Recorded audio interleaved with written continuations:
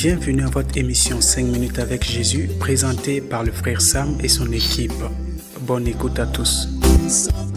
C'est avec une joie dans le Seigneur que nous vous parvenions aujourd'hui, chers amis, dans cette émission hebdomadaire de 5 minutes avec Jésus. Et nous sommes très, très heureux pour vous retrouver. Nous savons que c'est par la grâce de Dieu que nous vous parvenions aussi. Ce n'est pas par notre force, ce n'est pas par notre intelligence, c'est la grâce de Dieu et la main de Dieu. Nous avons touché la fois passée, Genèse le chapitre 2, et on voulait partir dans le chapitre 3, mais le Saint-Esprit nous a stoppés parce qu'il y a quelque chose que Dieu a voulu que nous expliquions. Cette affaire, cette compréhension qui amène les gens à être sérieux à l'église, mais quand ils sont dans leur travail, ils ont l'impression que c'est eux-mêmes qui gèrent. Les étudiants, les élèves pensent que c'est leurs propres capacités qu'ils vont prendre pour aller étudier. Mais le Seigneur voudrait que nous comprenions qu'il a l'intérêt. En fait, Dieu a commencé la création avec des choses, des matériels, des eaux, des poissons, des animaux, des lumières, tout ce que les hommes étudient aujourd'hui, tout ce que les hommes inventent aujourd'hui. C'est Dieu lui-même qui a commencé par inventer. Donc on peut dire Dieu est le premier inventeur. Dieu est le premier producteur. Tout ce qu'il faut, regarde tout ce qui est utilisé pour produire les matériels des voitures, des avions aujourd'hui, les uraniums, tous ces matériels, l'huile et tout ça. Dieu a su, Dieu avait ses projets avant que l'homme ne soit né. C'est pour ça qu'il a mis toutes ces choses dans le sous-sol.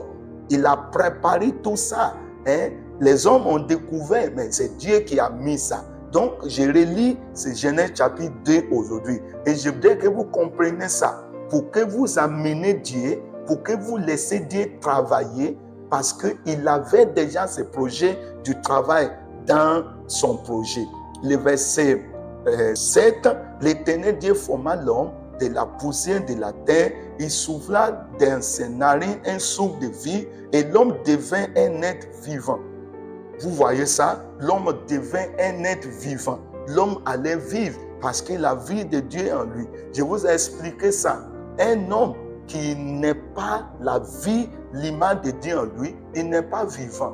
Il peut parler, il peut manger, il peut aller partout, mais il n'est pas vivant. On peut dire qu'il existe, mais il n'est pas vivant.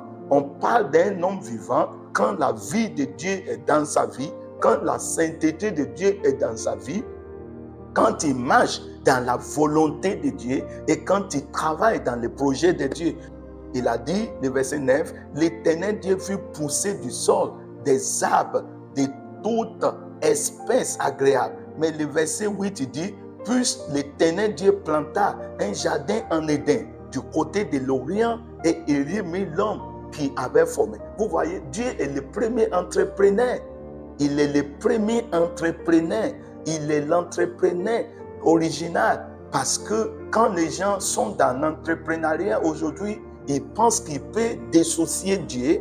Il peut aller rentrer dans les loges. Il peut aller rentrer dans les Rose-Croix parce qu'il veut devenir grand dans l'entrepreneuriat. Il peut aller faire alliance avec le diable.